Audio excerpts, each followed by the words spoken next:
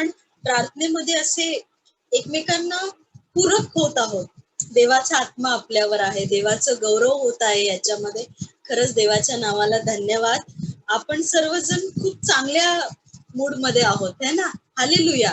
कारण आताच आपलं डोंगरावरचं प्रवचन आपण सर्वांनी शिकलं. देवाने नव्याने इतक्या सुंदर गोष्टी तुम्हाला, मला, आपणा प्रत्येकाला सांगितल्या, शिकवल्या, समजावल्या. आणि काल आपण खूप सुंदर डिस्कशन सुद्धा केलं आहे ना प्रियांनो. खूप सुंदर साक्षी ऐकल्या. देवाच्या नावाला गौरव. साक्षींमधून आहे ना त्या व्यक्तीला जो आशीर्वाद मिळालेला असतो तो व्यक्त होतो आणि साक्ष ऐकणाऱ्यांनाही तो आशीर्वाद नव्याने मिळतो. त्या सांगणाऱ्यालाही मिळतो, ऐकणाऱ्यालाही मिळतो आणि त्याद्वारे देवाचं गौरव होतं. हालेलुया. देवाने आपणाला ही संधी दिली. आता आपण आपला प्रवास थांबणार नाहीये है ना, पुढे पुढे जाणार आहे. आपण प्रकटीकरणापर्यंत आलो, प्रकटीकरण पूर्ण झालं, आपण परत उत्पत्तीकडे येणार आहे. हालेलुया. आणि आता आपण डोंगरावरचं प्रवचन संपवलंय. प्रभू येशू ख्रिस्ताची आपण कृपा मागूया की ते आचरण्यास देवच आपल्याला सहाय्य करेल, देवाचा आत्मा आपल्याला चालवेल. आता आपण एका सुंदर स्टेज मध्ये जाणार आहोत. ती स्टेज आहे प्रभू येशू मिरॅकल्स, प्रभू येशूने केलेले चमत्कार, ख्रिस्ताने दिलेलं आरोग्य, त्याची सुरुवात आपण करणार आहोत. आपण वचन वाचण्यामधून त्याची सुरुवात करूया. मी विनंती करेन की मत्तयाचा 8वा अध्याय 1 ते 4 वचन कोणीतरी आपणासाठी वाचेल. 1 ते 4 मोठ्या स्पष्ट आवाजात. कुष्ठरोग्यास बरे करणे. मग तो डोंगर उतरल्यावर लोकांचे थवे त्याच्या मागे चालले आणि पहा, एक कुष्ठरोगी त्याच्याकडे आला व त्याच्या पाया पडून त्याला म्हणाला, प्रभूजी, आपली इच्छा असली तर मला शुद्ध करावयास आपण समर्थ आहात. तेव्हा त्याने हात पुढे करून त्याला स्पर्श केला व म्हटले, माझी इच्छा आहे, शुद्ध हो. लागलेच त्याचे कुष्ठ जाऊन तो शुद्ध झाला. मग येशूने त्याला म्हटले, पहा, हे कोणाला सांगू नको, तर जाऊन स्वतःच याजकाला दाखव आणि त्यांना प्रमाण पटावे म्हणून तुझ्या शुद्धीकरिता मोशेने नेमिलेले अर्पण वाहा. हालेलुया. हालेलुया. आता पहिलंच वचन काय सांगत आहे? हेडिंग आहे कुष्ठरोग्याला बरं करणं. पहिलं वचन आपल्याला काय सांगत आहे? मग तो डोंगर उतरल्यावर, डोंगरावरचं प्रवचन झालं, डोंगर उतरून प्रभू येशू ख्रिस्त खाली आला. पण प्रभू येशू ख्रिस्त एकटा आला का प्रियांनो? वचनाचा दुसरा भाग काय म्हणत आहे? लोकांचे थवे, एक थवा नाही, लोकांचे थवे. इंग्लिश भाषांतरामध्ये म्हटलेलं आहे crowds of people, not crowd. एक गर्दी नाही, एक थवा नाही, लोकांचे थवेच्या थवे. की आता जे आम्ही अद्भुत ऐकलंय, जे कधीच आमच्या कानी पडलं नाही, ही अधिकारवाणी आम्ही कधीच ऐकली नाही, ही सुंदर वचने आम्हाला कोणीच समजावून सांगितली नाही. हे समजावून सांगणाऱ्याच्या मागे कसं ना, एकदा आपण एखाद्याच्या हातचं चांगली डिश खाल्ली तर असं वाटतं अजून खावं, हा दुसरी डिश किती सुंदर बनवेल. जर ह्याने इतकं सुंदर वचन सांगितले, अजून आम्हाला ऐकायचंय, अजून पाहायचंय, अजून त्याच्या सहवासात चालायचंय. मग आता प्रभू येशू ख्रिस्त डोंगरावरून उतरल्यानंतर लोकांचे थवे त्याच्या मागे आले. आणि दुसऱ्या वचनाचं पहिलं वचन, पहिला भाग काय सांगतो? एक सेकंड,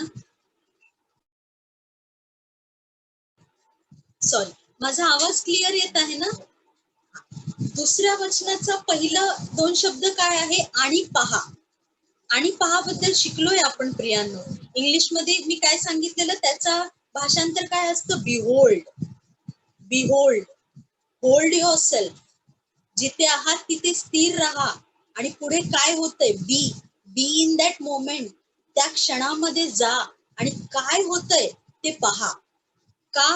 वाय बिहोल्ड? का आणि पहा? कारण जे पुढे पाहणार आहात त्याच्याने तुम्ही थक्क होणार आहात. आपण, तुम्ही आणि मी थक्क होणार आहोत जे आपण पुढे पाहणार आहोत. आणि पहा, एक कुष्ठरोगी त्याच्याकडे आला. कुष्ठरोगी इंग्लिश मध्ये म्हटलेला आहे लेप्रेसी. मी काही 1-2 मिनिटं, 5 मिनिटं घेईन तुमची आणि मी लेप्रेसी बद्दल सांगेन. लेप्रेसी, सॉरी, एक डॉक्टर असल्यामुळे ते माझ्याच्याने राहत नाही की ही गोष्ट शेअर केल्याशिवाय. देवाचा धन्यवाद, कारण देव हे सुचवतो आपल्याला.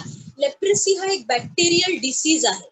आता आपण सायन्सच्या दृष्टीने जर त्याचा आपण अभ्यास केला, त्या रोगाचा कुष्ठरोग जो म्हटलेला आहे, देवाला धन्यवाद की आता जगातल्या बऱ्याच ठिकाणामधून कुष्ठरोग इरॅडिकेट, आपण इरॅडिकेट कधी म्हणतो, जेव्हा त्या पर्टिक्युलर भागातून तो रोग समूळ निघून गेलाय, ते इन्फेक्शन आता त्या भागामध्ये नाहीये. हालेलुया, आपल्या भारतामध्ये आता लेप्रेसीचं नाहीये. जे जुने पेशंट आहेत ते आहेत, पण नवीन कुणाला इन्फेक्शन होत नाहीये. ही देवाची कृपा आहे प्रियांनो. आता लेप्रेसी बद्दल तुम्ही जेव्हा शिकाल, तुम्ही आणि मी जेव्हा आपण त्याचा अभ्यास करू, हे एका प्रकारचं जसं टीबी हा जो बॅक्टेरिया आहे ना, आपण टीबी क्षयरोग, तर तसाच हा लेप्रेसीचा बॅक्टेरिया असतो.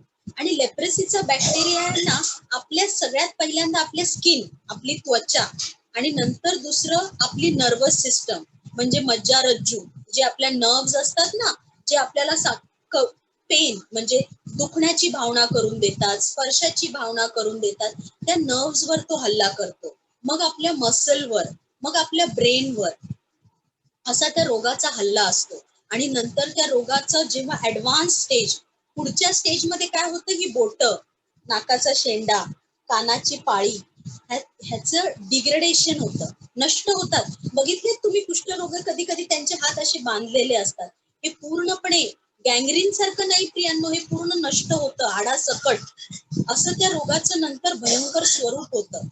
आणि हा रोग कंटॅजियस, सिव्हिअरली कंटॅजियस, म्हणजे जसं आपण म्हणतो संसर्गजन्य, जर मला झाला तर माझ्या बरोबरच्याला तो संसर्ग होऊ शकतो, त्याला मी तो रोग देऊ शकते, असं त्या रोगाचं भयंकर स्वरूप असतं. आणि जुन्या करारामध्ये महारोग, कुष्ठरोगाला महारोग म्हटलेला आहे. महारोगामध्ये अजून म्हणजे महारोग हे त्याचं व्याप्त हे आहे, म्हणजे त्याच्यामध्ये बरेचसे स्किन डिसीजेस, त्वचा रोग दिलेले आहेत. तर त्याच्यामध्ये लेप्रेसीसाठी, महारोगासाठी, कुष्ठरोगासाठी काही नियम, मोशेने काही नियम घालून दिलेले आहेत. अजूनही जेव्हा आपण औषध घेतो, काही 50-60 वर्षापूर्वी जेव्हा आपण बघतो की लेप्रेसी हा रोग होता, मदर तेरेसा किंवा इतर अनेक लोकांनी अशा रोग्यांची सेवा केलेली आहे त्यांच्यामध्ये जाऊन. जेव्हा हा रोग होता तेव्हा त्या रोगावरचं औषध कसं होतं प्रियांनो, की औषधाने रोगाचं इन्फेक्शन पूर्ण क्लिअर होतं. पण त्या रोगातून बाहेर येणं हे माणसाच्या हातात नाहीये. हे कुणाच्या हातात आहे?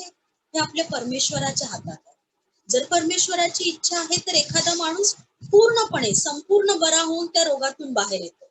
आता आपण जुन्या करारातली काही वचनं वाचूया. मी विनंती करेन, लेवी याचा 13वा अध्याय काढा प्लीज.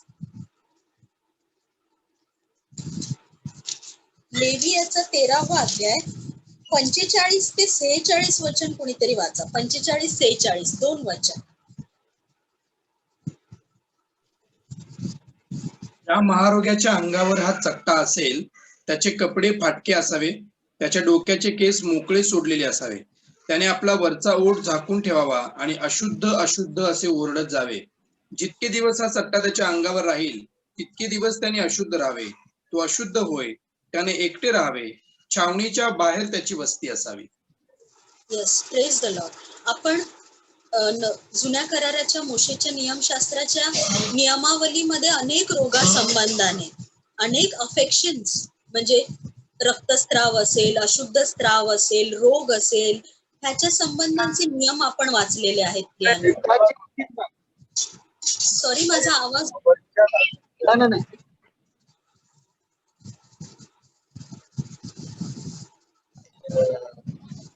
पार्किंगचे येस, आपण या रोगांसंबंधाचे काही संजितारांचा माईक अनम्यूट करायला लागेल, त्याशिवाय. हा, सतीश मला होस्ट बनवतो का? मी इकडून ऑपरेट करतो.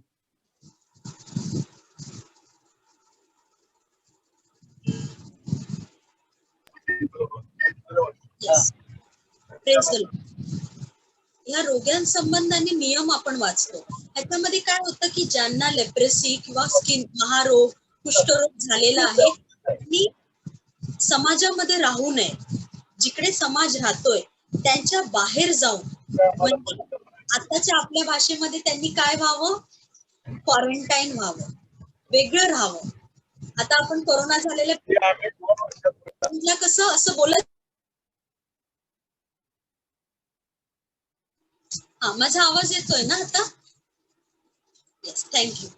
आता आपण कसं एखाद्याला असं म्हणू शकत नाही की तू बाहेर जा, आम्ही तुला वाईट टाकलंय है ना. आपण सोफिस्टिकेटेड आहोत. आता आपण काय म्हणतो, क्वारंटाईन. क्वारंटाईनचा मूळ हेतू काय आहे की त्याचं इन्फेक्शन लोकांना होऊ नये म्हणून आपण त्याला क्वारंटाईन करतो. पण क्वारंटाईन आपल्या परमेश्वराने सांगितलेलं आहे की तो महारोग इतर लोकांना होऊ नये म्हणून ज्यांना तो रोग झालेला आहे ते छावणीच्या बाहेर राहायचे. पण त्यांच्या प्रती लोकांची खूप वेगळी होती. त्यांच्याकडे पाहण्याचा समाजाचा दृष्टिकोन वेगळा होता आणि त्यांना काय बोलत जावं लागायचं, अशुद्ध अशुद्ध. कारण स्पिरिच्युअली आणि फिजिकली महारोग हा देवाने दिलेला शाप किंवा देवाकडून आलेलं ऍफ्लिक्शन असं समजलं जायचं की देवाकडून झालेली शिक्षा आहे. आणि मोशेच्या नियमशास्त्रानुसार जर आपण यहुदी लोकांचे पुस्तक वाचले तर त्यांच्या मते 2 चुकीच्या गोष्टी, 2 म्हणजे मनाचा ताठरपणा, गर्व आणि दुसऱ्यांबद्दल केलेलं चुकीचं भाषण, ह्या 2 गोष्टींची शिक्षा म्हणून हे रोग होतात अशी त्यांची समज होती. आणि देवाने सुद्धा ह्या गोष्टींना अशुद्ध म्हटलेलं आहे. परमेश्वराने हे नियम मोशेला दिलेले आहेत की त्या व्यक्तीने बाहेर राहावं आणि शुद्ध झाल्यानंतरची पण प्रक्रिया सांगितली आहे की शुद्ध झाल्यानंतर त्याने कसं परत छावणीत परत यावं. आपण त्याचा अभ्यास करणार आहोत. तर आता आपल्याला आश्चर्य वाटेल की एवढ्या सगळ्या जमावामध्ये हा माणूस कसा काय आला. हा जर महारोगी आहे, कुष्ठरोगी आहे, प्रभू येशू ख्रिस्ताजवळ हा कुठे ना कुठे नियमाच्या विरुद्ध करतोय ना. परमेश्वराचं नियमशास्त्र मोडून हा येशू ख्रिस्ताजवळ समाजामध्ये येतोय. आपण पुढचं वचन पाहूया. आणि पहा, एक कुष्ठरोगी त्याच्याकडे आला व त्याच्या पाया पडून त्याला म्हणाला, प्रभूजी, आपली इच्छा असली तर मला शुद्ध करावयास आपण समर्थ आहात. मी दुसरं वचन इंग्लिश मध्ये सुद्धा वाचते. And behold, a leper came and worshipped him, saying, Lord, if you are willing, you can make me clean. English भाषांतरामध्ये म्हटलेलं आहे वर्शिप हिम. काही भाषांतरामध्ये म्हटलेलं आहे ही नेल्ट बिफोर लॉर्ड. आपल्या भाषांतरामध्ये म्हटलेलं आहे प्रभू येशू ख्रिस्ताच्या पाया पडून म्हणाला. तिन्ही गोष्टी काय दर्शवतात? प्रभू येशू ख्रिस्ताची आराधना करणं, भक्ती करणं, नम्र होऊन आपल्या देवाकडे जाणं. आणि लॉर्ड कुणाला म्हणायचे यहुदी लोक? एकतर राजाला म्हणायचे, एकतर परमेश्वराला, सेकंड राजाला, किंवा जर गुलाम असतील तर ते त्यांच्या मालकाला लॉर्ड म्हणायचे. आज हा कुष्ठरोगी प्रभू येशू ख्रिस्ताला लॉर्ड म्हणतोय की हा देव आहे, परमेश्वर आहे, हा आमचा राजा आहे, हा आमचा मालक आहे. आणि जेव्हा तो येतो तेव्हा तो डायरेक्ट असं म्हणतो का प्रियांनो की प्रभूजी मला बरं करा, मला माझ्या म्हणजे माझा हा आजार आहे जो मला एवढा त्रस्त करतोय त्याच्यापासून मला मोकळं करा? नाही प्रियांनो. कारण त्यांच्या मनामध्ये ही भावना अगदी मोशेच्या काळापासून रुजवलेली होती.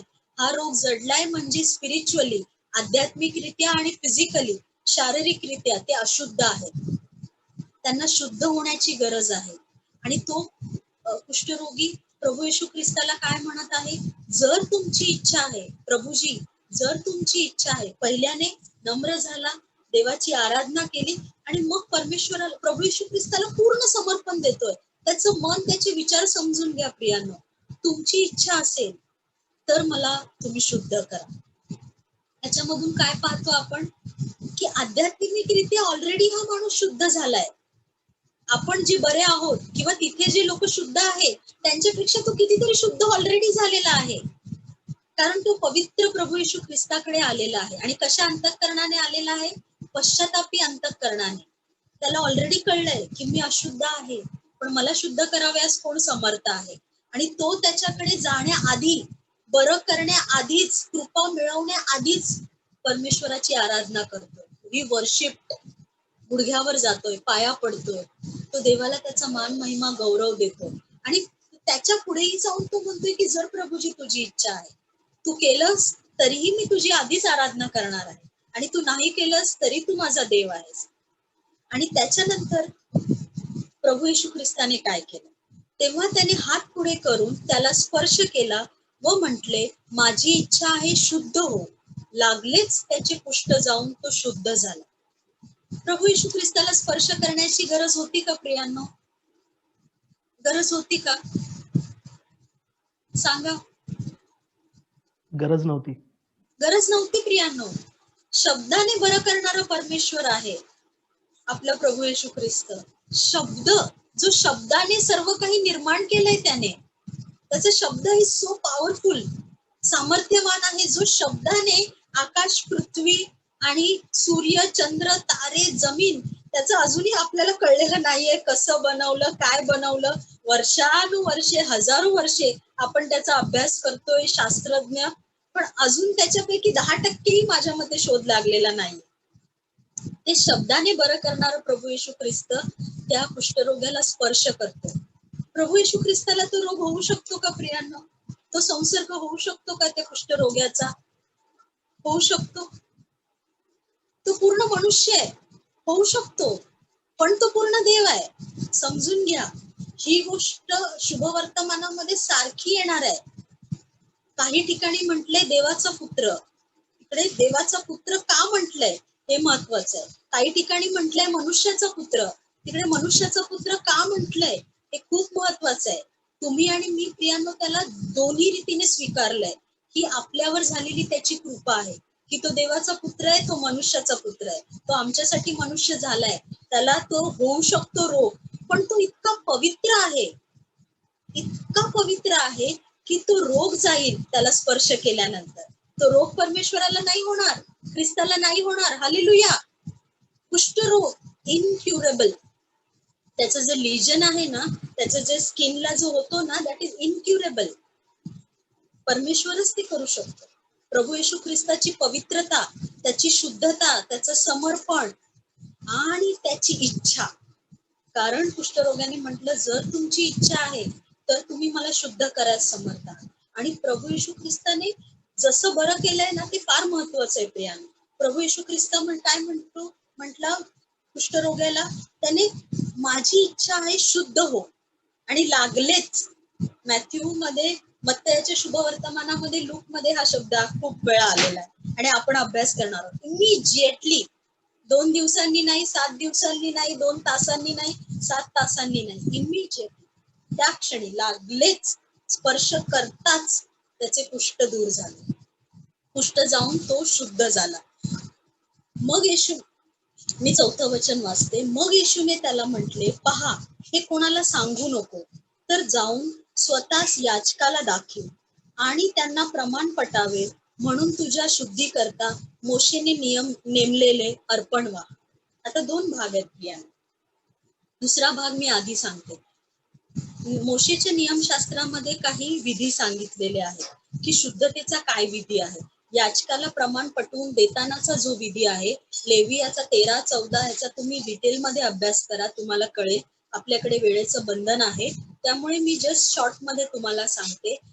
आणि शुद्ध केल्यानंतर पुन्हा छावणीत येतानाही 8व्या दिवशीही कसं दोषार्पण द्यायचंय, कसं त्याचं अर्पण व्हायची आहे, ह्याचं देखील मोशे लेवीच्या 14व्या अध्यायामध्ये दिलेलं आहे. ती 2 वचनं आपण वाचूया.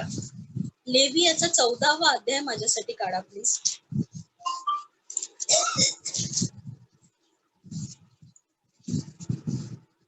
आणि 10 आणि 11 वचन माझ्यासाठी वाचा. कुणीतरी 10-11. लेवी 14, 10 आणि 11.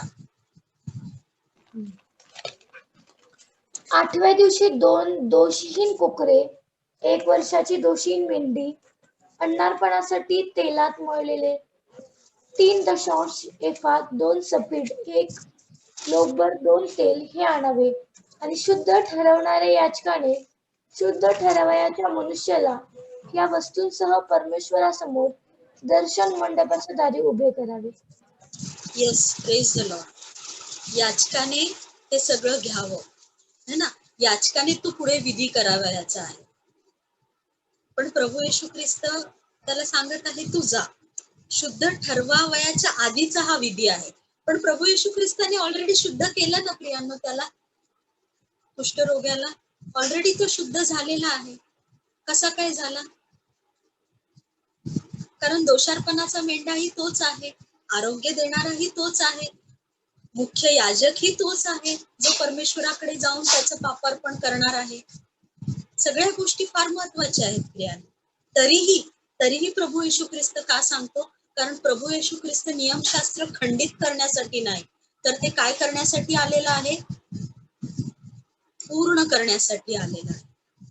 आणि ते पूर्ण करण्यासाठी प्रभू येशू ख्रिस्त त्याला सांगतो की जसं मोशेच्या नियमशास्त्रात सांगितलेलं आहे तशी तू अर्पणे वाहा.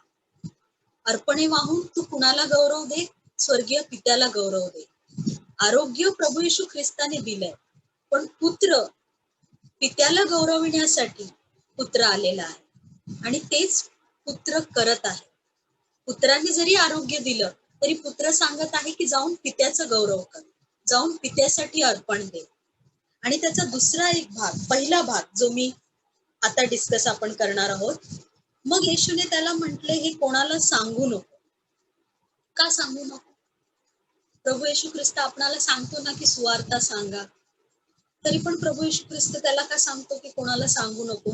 बऱ्याच जणांना बरं झाल्यानंतर प्रभू येशू ख्रिस्त सांगतो की सांगू नको. कारण प्रभू येशू ख्रिस्ताने जरी हिलिंग मिनिस्ट्री केली, जरी आरोग्य दिलं, तरी प्रभू येशू ख्रिस्ताची मेन मिनिस्ट्री काय आहे? प्रभू येशू ख्रिस्ताची मेन सेवा काय आहे? तुमची आणि माझी पाप क्षमा. वधस्तंभावर जाणं, त्या वधस्तंभाला कडे पाहणं, तुमच्या आणि माझ्या आपल्याला शारीरिक आरोग्य फक्त देणं, ही फक्त ख्रिस्ताची सेवा नाहीये. आपलं आत्मिक आरोग्य महत्वाचं आहे.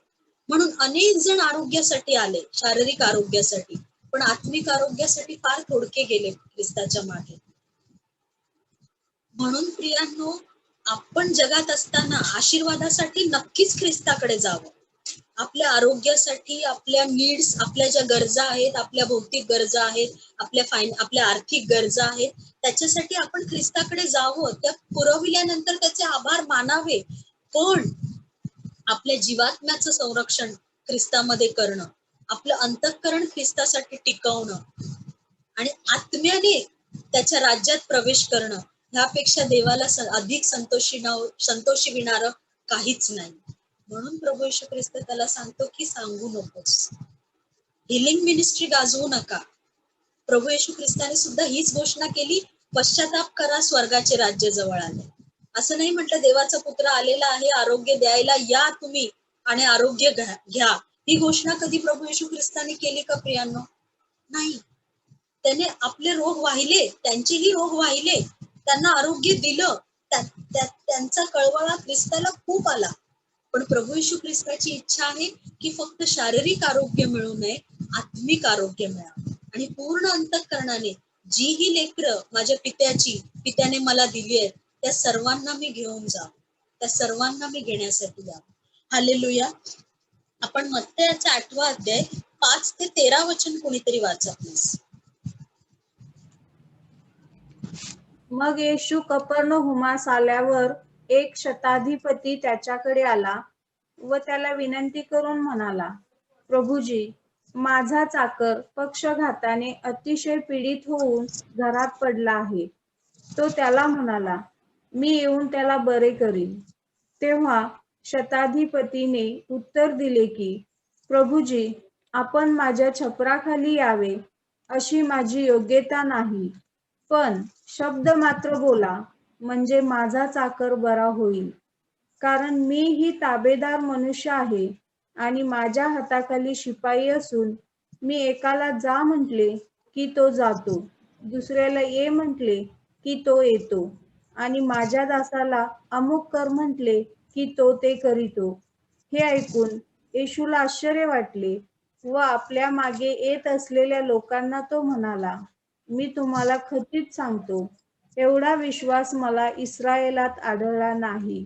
मी तुम्हाला सांगतो की पूर्वेकडून व पश्चिमेकडून पुष्कळ जण येतील आणि स्वर्गाच्या राज्यात अब्राहम, इसहाक व याकोब यांच्या पंक्तीस बसतील.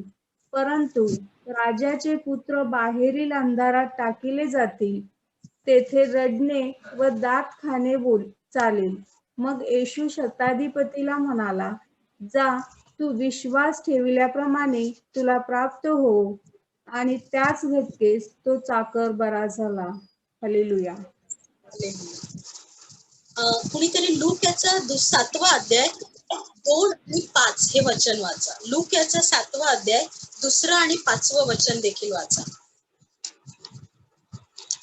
तेव्हा कोणी एका शताधिपतीचा एक आवडता दास आजारी पडून मरणास टेकला होता. कारण आपल्या राष्ट्रावर हा प्रेम करतो आणि यानेच आमच्याकरता सभास्थान बांधून दिले आहे. Yes, hallelujah, praise the Lord. आता शताधिपतीचा चाकर, ह्याच्यावर आपण किती वेळा संदेश ऐकले असतील? पुष्कळ वेळा. मी पुष्कळ वेळा ऐकले आणि माझा खूप आवडता भाग आहे. या शास्त्र भागामुळेच मी म्हंटल मी 8व्या अध्यायावर बोलणार, मला प्लीज ही संधी द्या. पहिलंच वाक्य काय आहे प्रियांनो? मग येशू कफर्नहुमास. यशयाचा 9वा अध्याय आणि पहिलं वचन कुणीतरी वाचा. यशया 9:1.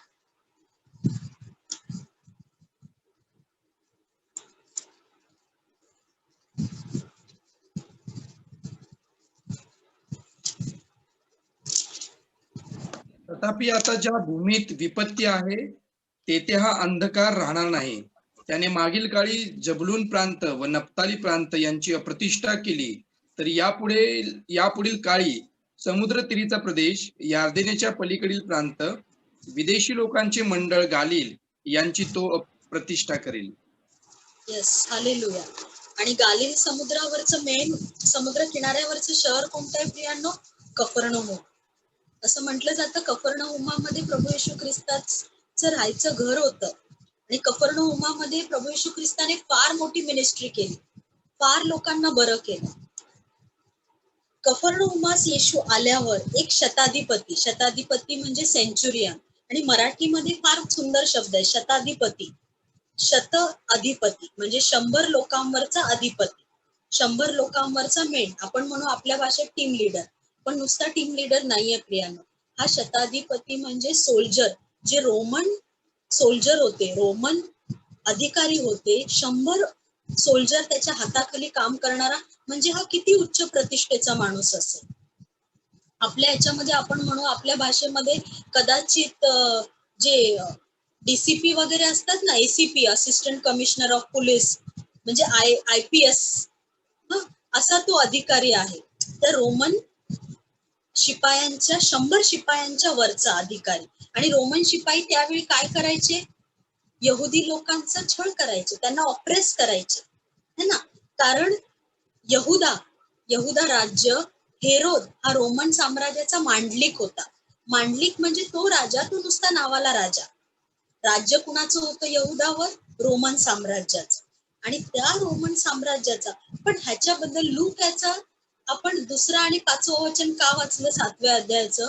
की त्याचा, ह्या शताधिपतीचा जो चाकर आहे, त्याचा जो सेवक आहे, आणि त्या शताधिपती असं म्हटलेलं आहे तो त्याचा आवडता चाकर. 2ऱ्या वचनामध्ये आपण आताच वाचलं. आणि 5व्यामध्ये असं म्हटलेलं आहे 5व्या वचनामध्ये की हा जो अधिकारी होता शताधिपती, तो यहुदी लोकां काय शब्द वाटलेला आहे, प्लीज जरा परत वाचा. लूक याचा 7वा अध्याय 5वं वचन. कारण आपल्या राष्ट्रावर हा प्रेम करतो आणि यानेच आमच्याकरिता सभास्थान बांधून दिले आहे. यहुदाच्या राष्ट्रावर प्रेम करणारा शताधिपती आहे आणि त्याने काय केलेलं आहे? सभास्थान देखील बांधलेलं आहे. आणि जेव्हा आता हा शताधिपती, आता शताधिपतीचा चाकर कोण असेल? रोमी असेल, यहुदी असेल, इस्रायली असेल, कोण असेल? गेस करा, सांगा. नाही, बरोबर आहे, तुम्ही सांगा. रोमीच असावा. अजून कोणी?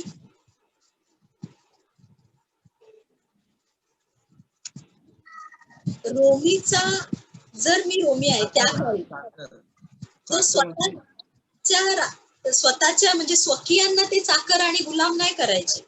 ज्या राज्यावर ते त्यांचं आधिपत्य आहे ना, तो चाकर असं म्हटलं जातं की बहुतांश 99% तो यहुदीच असणार. आणि यहुदी कोण असणार त्यावेळी चाकर म्हणून? ते कुणाला घ्यायचे? जे तरुण मुलं होती. असं म्हटलेलं आहे कदाचित तो मुलगा गरीब असेल, कामासाठी ते लोक वयस्कर लोकांना नाही, तरुण मुलांना घ्यायचे आपल्या घरी. आणि कदाचित त्याला गुलाम म्हणून विकलंही गेलं असेल त्या शताधिपत्याला, किंवा त्याच्या घरी काही वेजेस देऊन म्हणजे पैसे देऊन चाकरीला तो त्याच्या घरी असेल. आणि असा मुलगा आणि तेव्हा असं म्हटलं जातं की एखादा चाकर किंवा एखादा गुलाम जर सेवा करण्यायोग्य राहिला नाहीये, इथे म्हटलेलं आहे पक्षघाती, पॅरालाइज, इंग्लिशमध्ये म्हटलेलं आहे पॅरालाइज. जेव्हा एखादी बाजू लकवा मारली जाते, एखादी बाजू किंवा एखादा हात असं म्हटलेलं आहे, इथे तर म्हटलेलं आहे तो अगदी मरणास टेकलाय, म्हणजे कदाचित त्याचं पूर्ण शरीर पॅरालाइज झालेलं आहे, हलू देखील शकत नाही ती व्यक्ती. ती व्यक्ती काही कामाची आहे का आपल्या मालकाच्या? अशांना ते सोडून द्यायचे, ते सांगायचे आता हा काही माझ्या कामाचा नाही, जो माझी सेवा करेल, जो माझी चाकरी करेल असा कुठला तरी मी दुसरा चाकर घेईन. पण तो शताधिपती प्रभू येशू ख्रिस्ताचं नाव ऐकून, त्याचा महिमा ऐकून ख्रिस्ताकडे येतो आणि काय म्हणतोय की माझा चाकर, आपण वचनामध्ये वाचूया, प्रभूजी माझा चाकर पक्षघाताने अतिशय पीडित होऊन घरात पडला आहे. चाकरा, कधी कधी आपण आपल्या स्वकीयांचा आजारपण पण नाही फील करू शकत, पण शताधिपतीचं मन बघा की त्याच्या चाकराचं आजारपण त्याला अस्वस्थ करत आहे. तो ख्रिस्ताला काय शब्द बोलतोय समजून घ्या, फार महत्वाचे आहेत. प्रभूजी माझा चाकर पक्षघाताने अतिशय पीडित होऊन घरात पडला आहे. मी इंग्लिश वचन देखील तुम्हासाठी वाचते. Lord my servant is lying at home paralysed dreadfully tormented. Dreadfully tormented, tormented म्हणजे अगदी त्रस्त, पीडित आहे तो माझा चाकर. आणि त्याचं दुःख कुणाला होत आहे? शताधिपतीला. आणि शताधिपती सुद्धा म्हणतो लॉर्ड, प्रभूजी माझा चाकर पीडित आहे. आणि प्रभू येशू ख्रिस्ताने काय म्हटलंय 7व्या वचनात? तो त्याला म्हणाला मी येऊन त्याला बरे करीन. पण इब्री भाषेमध्ये आहे ना, ह्या वाक्याचं जे भाषांतर आहे, बरेच जण त्याच्यावर आर्ग्यू करतात. ह्याच्यामध्ये असं म्हटलेलं आहे की प्रभू येशू ख्रिस्ताने म्हटलेलं आहे मी आलेलो आहे. बरेच जण म्हणतात की प्रभू येशू ख्रिस्त शताधिपतीच्या घरामध्ये एंटर केलेलं नाहीये. लूक मध्ये सुद्धा जो शास्त्र भाग आहे, घराच्या बाहेरच हे संभाषण चालू आहे.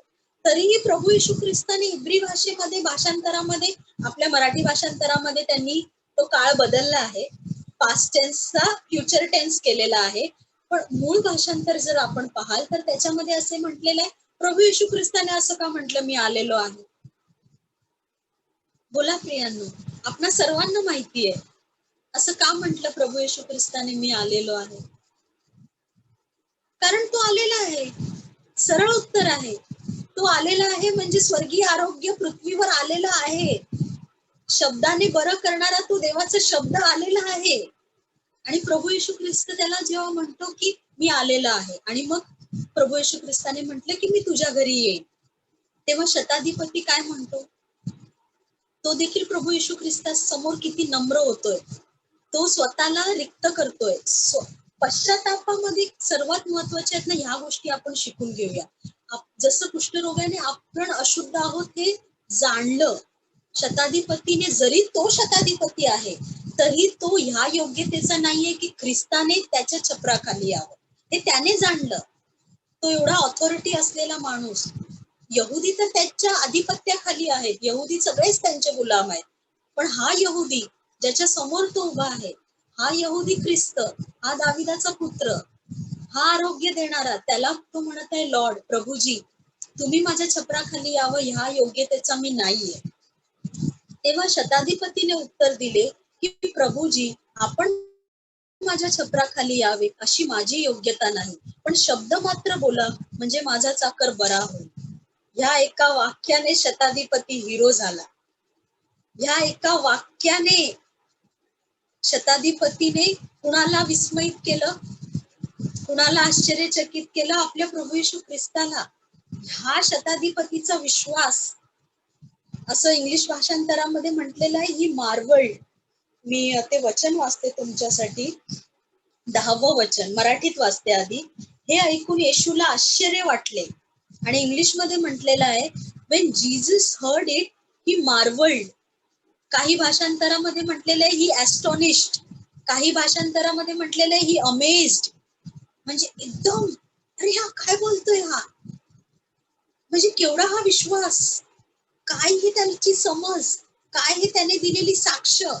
तो म्हणत आहे की प्रभू येशू ख्रिस्त तू शब्द बोल म्हणजे तिकडे असलेला माझा चाकर बरा होईल. हे एका विदेशीला कळलं. कसं कळलं प्रियांनो?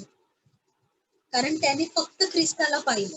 त्याने आपली पोझिशन नाही पाहिली, आपला अधिकार नाही पाहिला. मी माझ्या चाकरासाठी सांगतोय मी खूप मोठा आहे. बघा यहुदी, तुमच्यामध्ये अशी प्रीती आहे का? माझ्यामध्ये आहे. मी माझ्या चाकरावर एवढी प्रीती करतो. हा अभिमान नाहीये, आपल्या पोझिशनचा अभिमान नाहीये. अगदी नम्र झाला. माझी योग्यता देखील नाही ख्रिस्ता प्रभूजी की तुम्ही माझ्या छपराखाली यावं, पण तुम्ही शब्द मात्र बोला.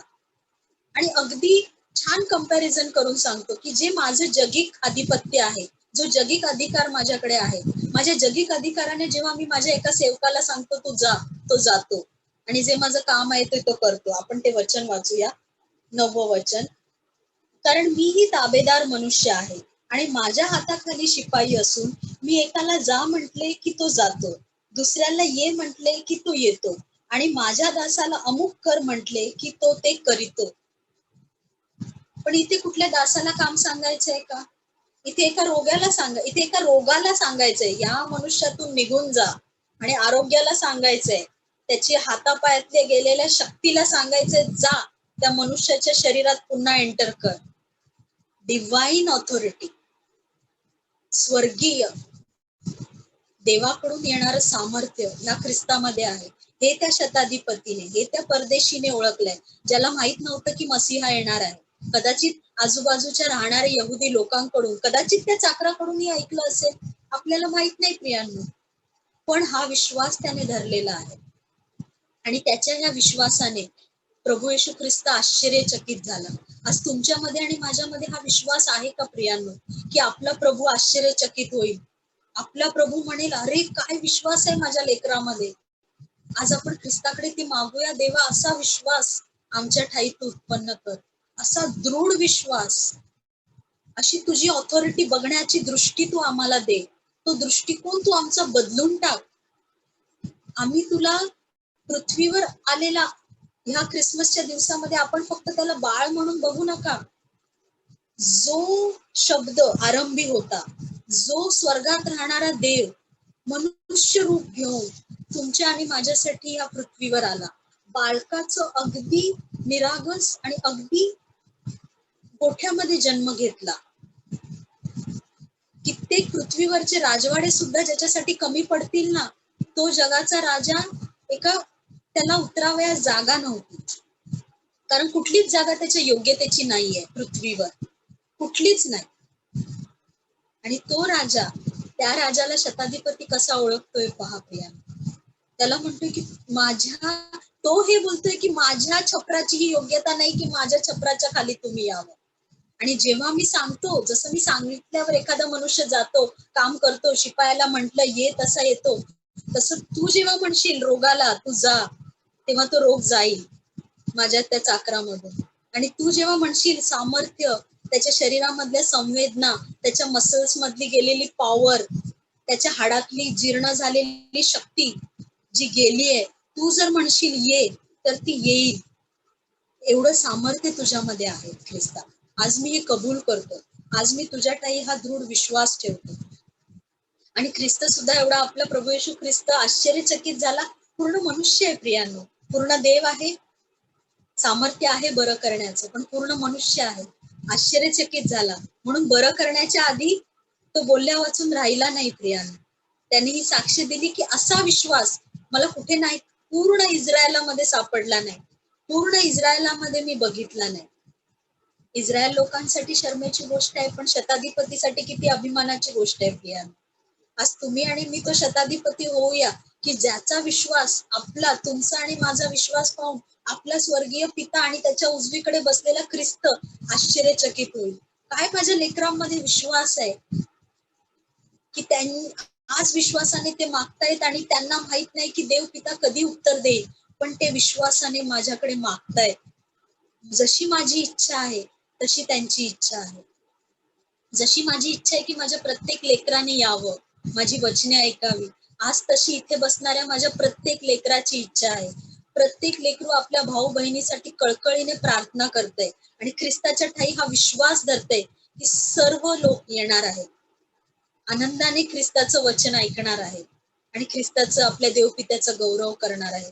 आणि प्रभू येशू ख्रिस्त म्हणतो, पूर्वेकडून आणि पश्चिमेकडून पुष्कळ जण येतील. आपणासाठी हे वचन आहे प्रियांनो, आपणासाठी ही गुड न्यूज आहे. हालेलुया. आपण यहुदी तर आहोत, आपण परदेशी आहोत, पण आपल्याकडे ती सुवार्थ आलेली आहे. ही देवाची कृपा तुमच्या आणि माझ्यावर झालेली आहे. आज बरेच लोक आहेत ज्यांना माहित नाही, ज्यांना माहित आहे प्रभू येशू ख्रिस्त, क्रिसमस म्हणजे त्यांना माहिती वाटतं सॅन्टा क्लॉज, क्रिसमस म्हणजे त्यांना वाटतं Christmas tree. They don't know the Christ. They don't know Christ means king, king of the world, king of the haven and king of everyone. Became तो एवढा नम्र झाला आमचा राजा, आणि त्याने तुम्हामध्ये आणि आमच्यामध्ये 2020 वर्षापूर्वी वस्ती केली. आणि आजही आम्हाला तो दिवस माहिती नाही आणि माहित करण्याची गरजही नाही, कारण आम्ही रोज तो सेलिब्रेट करतो. आम्ही रोज मनात, आमच्या अंतःकरणात ते ठसवलेलं आहे अगदी लहानपणापासून. हालेलुया. की आमचा ख्रिस्त आमच्यासाठी पृथ्वीवर आला, 33.5 वर्ष राहिला, जो शब्द बोलला, ज्या कृती केल्या, त्या सर्व आमच्यासाठी, त्या सर्व मनुष्य जातींसाठीच केली. जेव्हा एक परदेशी येऊन विनंती करतो, तेव्हा त्याला त्याच्या विश्वासाने तो आश्चर्यचकित झाला, आणि त्याची साक्ष आजूबाजूच्या लोकांना ख्रिस्त सांगत आहे, दाखवत आहे, शिकवत आहे. त्यांना मॉक नाही करत आहे, त्यांना चिडवत नाहीये, त्यांचा दोष दाखवत नाहीये. प्रियांनो, हे आपण समजून घेऊया. त्यांना प्रेरणा देत आहे की तुम्ही देखील असा विश्वास धरा. आज तुम्हाला आणि मलाही ख्रिस्त ही प्रेरणा देत आहे. तुमच्यामध्ये आणि माझ्यामध्ये हा असा दृढ विश्वास येऊ दे, जसा त्या शताधिपतीचा होता, की जो शब्द, तो जर शब्द बोलेल, तो जर मनी इच्छा धरेल, तो जर ठरवेल, तर सर्व काही होऊ शकतं. डोंगर सुद्धा इकडून तिकडे जाऊ शकतो, आणि गेलेले आहेत प्रियांनो. हालेलुया. आणि पुढच्या वचनामध्ये म्हटलेलं आहे, मी तुम्हाला सांगतो की पूर्वेकडून व पश्चिमेकडून पुष्कळ जण येतील आणि स्वर्गाच्या राज्यात अब्राम, इसहाक व याकोब यांच्या पंक्तीस बसतील. काही इंग्रजी भाषांतरामध्ये म्हटलेलं आहे, मी 11 वचन वाचते. And I say to you that many will come from east and west and sit down with Abraham, Isaac and Jacob in the kingdom of heaven. पण इब्री भाषांतरामध्ये, जसे इंग्लिशमध्ये आणि मराठीमध्ये वाचले, की मी तुम्हाला सांगतो पूर्वेकडून आणि पश्चिमेकडून पुष्कळ जण येतील, आणि इंग्लिश भाषांतरामध्ये म्हटले मेनी विल कम, येतील. पण इब्री भाषांतरामध्ये म्हटलेला इको, जो त्यांचा इको शब्द आहे ना, तो फक्त येतील असं नाहीये. एका पर्टिक्युलर ठिकाणी, एका विशिष्ट ठिकाणी येतील, त्यासाठी हा वाक्प्रचार वापरला जातो, जो इब्री भाषेत आहे. आणि कुठल्या ठिकाणी येतील? स्वर्गाच्या राज्यात. कुणाबरोबर पंक्तीला बसतील? इंग्लिश भाषांतरामध्ये तो भाग नाहीये, पण हालेलुया आपल्या मराठी भाषांतरामध्ये आहे, कारण मूळ भाषांतरामध्ये आहे. ते अब्राम, इसहाक आणि याकोबाच्या पंक्तीस बसतील. जो विश्वासाने नीतिमान ठरला, आमचा पिता अब्राहम, विश्वासाने आम्ही त्याची लेकरे आहोत, आम्ही त्याची संतती आहोत, आणि आम्ही वारसामध्ये आलेलो आहोत आमच्या ख्रिस्ताच्या वधस्तंभाच्या बलिदानामुळे. आणि त्या ख्रिस्तावर विश्वास धरल्याने आम्ही आज अब्रामाची संतती आहोत. आणि मग आम्ही त्या राज्यात अब्राम, इसहाक, याकोबाच्या पंक्तीस बसू. त्याच्या पंक्तीस जेवायला बसू का प्रियांनो? त्याच्या पंक्तीस आपण ख्रिस्ताला आणि आपल्या परमेश्वराला पाहण्यास बसू, स्तुती आराधना करण्यास बसू, कारण तेव्हा ते आपलं जेवण असणार आहे. ख्रिस्ताला पाहणं, तो स्वर्गीय मानना असणार आहे आपणासाठी. ख्रिस्ताबरोबर राहणं, परमेश्वराबरोबर राहणं. आणि पुढच्या वचनात काय म्हटलेलं आहे? परंतु राज्यांचे पुत्र बाहेरील अंधारात टाकले जातील, तेथे रडणे व दात खाणे चालेल. राज्यांचे पुत्र कोण आहेत? यहुदी, अब्रामाचे, जे काय म्हणतात क्रोनॉलॉजिकली, वारसा हक्काने, जे खरोखर इस्रायली यहुदी आहेत. पण फक्त यहुदी आणि इस्रायली असल्यामुळेच त्यांचा स्वर्गाच्या राज्यात प्रवेश होणार नाही. जर त्यांनी ख्रिस्तावर विश्वास ठेवला नाही, जर त्याला अनुसरलं नाही, तर स्वर्गाच्या राज्यात त्यांचा प्रवेश होणार नाही. आणि तुम्ही आणि मी जरी पहिल्याने विश्वास धरला, जरी बाप्तिस्मा घेतला, तरी तुमचा आणि माझा देखील प्रवेश होणार नाही. आपणासाठी देखील जसं ती गुड न्यूज आहे, तशी ही त्याच्याबरोबर वॉर्निंग देखील आहे.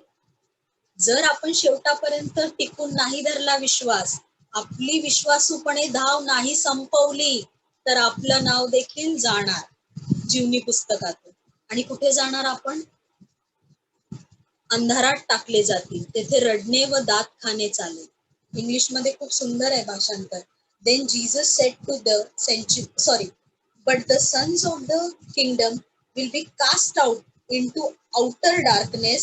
There will be weeping and gnashing of teeth. Weeping, अश्रू थांबणार नाही तिथे. तिथे कीड आणि आग थांबत नाही. इकडची कीड मरत नाही, तिकडची आग थांबत नाही. अशा अंधाराच्या ठिकाणी, अशा नरकामध्ये टाकले जाऊ. पण नरकाचं वर्णन आपल्या शास्त्रामध्ये जास्त का नाही केलंय प्रियांनो? कारण देवाची इच्छा नाहीये की फक्त भीतीने आपण परमेश्वर, हा बाबा नरकात नाही जायचं, त्यापेक्षा स्वर्गात जाऊया, हा त्रास नाही घ्यायचाय आम्हाला, हे स्वतःला सर्वकालिक त्रास नकोय म्हणून स्वर्गात यावं, ही देवाची इच्छा नाहीये प्रियांनो. खऱ्या संपूर्ण मनाने, संपूर्ण जीवाने, संपूर्ण अंतःकरणाने, संपूर्ण शक्तीने आपल्या परमेश्वरावर प्रीती करावी. तुमच्यामध्ये आणि माझ्यामध्ये ती इच्छा असावी की परमेश्वराला पाहावं, त्याच्या पुत्राला पाहावं, त्यांच्याबरोबर राहावं. त्याच्यावरच्या प्रीतीमुळे आपण स्वर्गात जावं. म्हणून नरकाचं वर्णन जास्त केलेलं नाहीये. सगळ्या गोष्टी फार महत्वाच्या आहे प्रियानो, तुमच्यासाठी, माझ्यासाठी. देव आपल्याला रोज आणि रोज नवीन शिकवतो, नवीन काहीतरी दाखवतो. कारण त्याची करुणा, त्याची कृपा रोज आणि रोज नवीन असते तुमच्यासाठी आणि माझ्यासाठी. आणि हे सांगितल्यावर गुड न्यूज पण दिली, वॉर्निंग पण दिली. आणि ते सांगितल्यावर शेवटच्या वचनामध्ये 13व वचन, मग येशू शताधिपतीला म्हणाला, जा, तू विश्वास ठेविल्याप्रमाणे तुला प्राप्त हो. आणि त्याच घटकेस तो चाकर बरा झाला. हालेलुया. प्रभू येशू ख्रिस्त कधीच स्वतःला गौरव घेत नाही, कारण ऑलरेडी तो गौरवी आहे. आणि आता कंटिन्यू एक प्रत्येक क्षणाला आपण जेवढं गौरव करू ना ख्रिस्ताचं, तेवढं कमी आहे प्रियांनो. तो आला तेव्हा त्याने कधीच गौरव करून घेतला नाही, फक्त एकदा घेतलं. कधी घेतलं? येस, जेव्हा जयोत्सवाने येरुशलेम मध्ये प्रवेश केला. हालेलुया. आपण जे ऐकतोय ना ते आपण फार आशीर्वादित आहोत प्रियांनो. तुम्ही आणि मी आनंद करूया. या क्रिसमसला नेहमी करतो त्याच्यापेक्षा 10 पटीने जास्त आनंद करूया. नेहमी बिर्याणी खातो त्याच्यापेक्षा 2 घास जास्त खाऊया. कारण देवाचं मानणं इतकं सुंदर आपल्याला मिळतोय प्रियांनो. गिफ्टची गरज आहे का ह्या वर्षी तुम्हाला आणि मला? सॉरी, मी डिस्करेज नाही करत आहे, आपल्या कुटुंबियांना गिफ्ट द्या. पण किती सुंदर गिफ्ट देवाने आपल्याला 2020 वर्षापूर्वी दिलं आणि आजही देत आहे.